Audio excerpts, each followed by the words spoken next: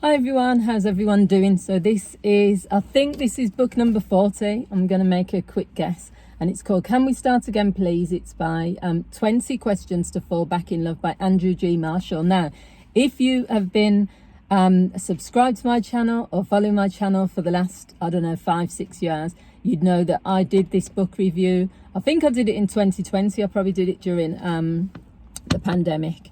It was either around about that sort of time. Let me just sort my camera out. But yeah, because I'm doing this book review and because I've been recommending this book and using the exercises in this book with my clients, I thought I'd just do a brand new book review. So you can look at the old one, but I can't even remember what I said in that. It's a really short book. If you look at it, look how thin it is.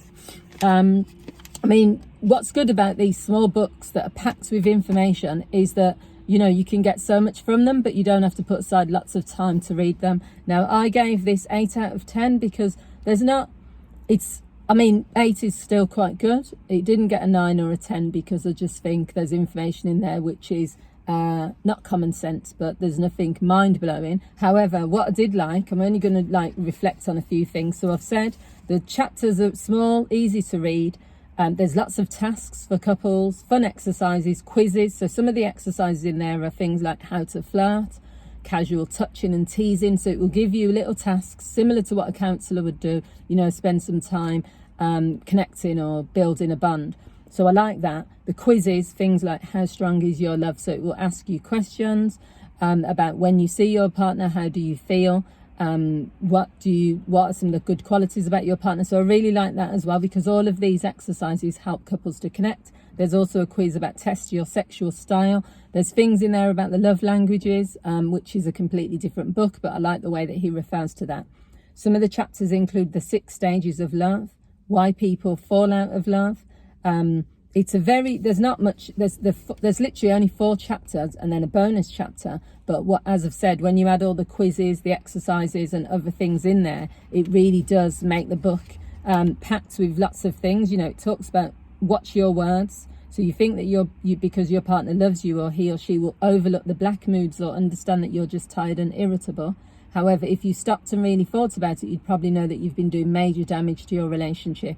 So it says, watch your thoughts, they become words. Watch your words, they become actions. Watch your actions, they become habits. Watch your habits, they become character. And watch your character, for it becomes your destiny. So he's taken that from somewhere. But he says that, if you don't be mindful of the words you say, the actions you speak towards your partner, then that can have a major impact on your relationship. There's the final chapter that I just want to talk about. It's the summing up chapter actually, and it gives you 7 most powerful interventions. So he says in his summary, he says this is what he considers the 7 most important ideas in this book and his most powerful strategies for turning around your relationship. And maybe later on I'll do a separate video on this, looking at these in depth, but these are the 7. The first one, he says, when you feel you've got something difficult to say, use this formula. I feel, when you, because. Now, the only thing that I'm going to say with that is because I use strategies called I statements. I don't say the when you part, because my belief as a counsellor is that the minute you say when you, the person automatically gets defensive and they think you're trying to blame them. So rather than this formula, he says, is how I feel. I definitely agree with that. I think it's more easier sometimes to talk about the situation as a whole. So I feel sad because we're arguing all the time, or because we're not in a good place. Now, when you explain it in that way, you're not putting blame to anyone. You're saying it's the situation, and then you can say because, and when you say because, you've still not got to blame the person. Because the only issue with that is that it's easy to get defensive when someone is saying, well, you didn't do this and you didn't do that. And that's when communication breaks down. So that's the only thing I would add, but you can do it that way. The second one is imagine every word your partner says is true, because it's from his or her standpoint. It will be. It's their truth. So you don't have to take things personally, basically. Don't label your partner. Be curious about why he or she behaves in this way. So don't label them as being they're argumentative or they're confrontational. What you would do is say, I wonder why my partner is so angry at the moment, or I wonder why these arguments are happening. So you're just being curious. Increase the amount of casual touching without angling for sex. So just get into a habit of being more affectionate, but it doesn't always have to lead to sex. Look at each other when you're speaking to each other, and have phone-free places like the bedroom and times like when you're having a meal together. I love that idea. Having phone-free spaces where you say, you know, we're not going to use our phone at the moment. We're just going to connect with each other. But looking into each other's eyes as well is really important. It makes such a big difference. People think it doesn't.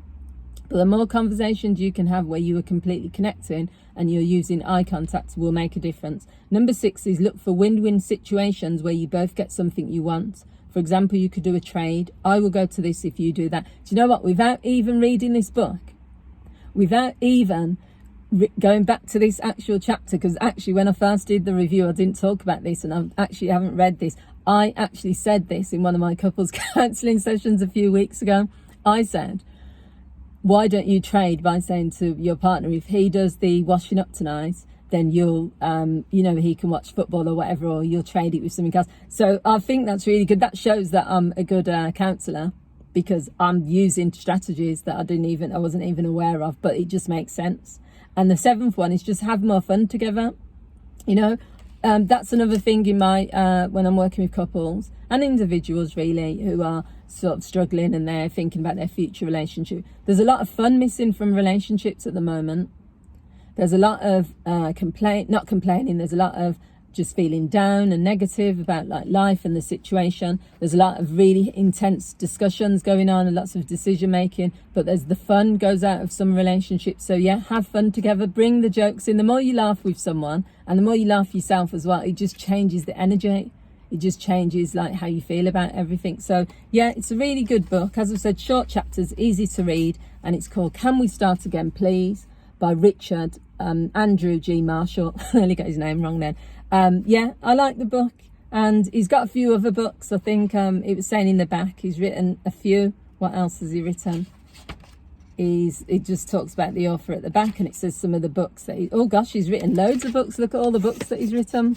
Some of his titles says Help Your Partner to Say Yes, 7 Steps to Achieving Better Communication, Resolve Your Differences, Are You Right for Me, Build a Lifelong Love Affair, Have the Sex You Want. Now, when you write little books like that, and also when you've got the knowledge and the information, what a great idea to just have, I don't know, there's like 18 titles on here that I can see, and he's probably written more. That's brilliant, because it means if you go to the author one time and you get good information from him, then you're probably going to buy a few more of these books. I might buy a few more as well, actually, because there's a few in here that have got good titles. So that's it. I gave it 8 out of 10. Thanks for watching. I'll continue to do my book reviews every week, and appreciate everyone that tunes in and leaves your comments. I'll speak to you soon. Bye.